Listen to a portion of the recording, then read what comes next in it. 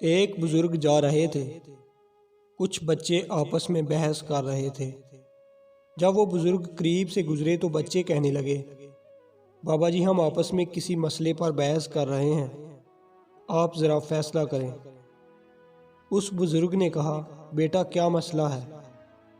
بچے نے کہا، ہم آپس میں بحث کر رہے ہیں کہ ایک آدمی بڑا نیک ہو، اس نے کبھی گناہ نہ کیا ہو تو اس پر اللہ کی خاص نظر ہوتی ہے، یا آدمی بڑا ہی گناہ گار ہو اور سچی توبہ کر لے، اس کے دل پر خاص نظر ہوتی ہے۔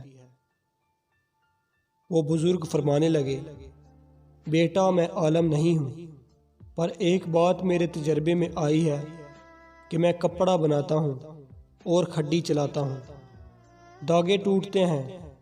میرے تجربے میں یہ بات آئی ہے کہ جو داغا ٹوٹ جاتا ہے میں اسے گرا لگاتا ہوں، اس کے بعد اس پر خاص نظر رکھتا ہوں کہ دوبارہ نہ ٹوٹ جائے۔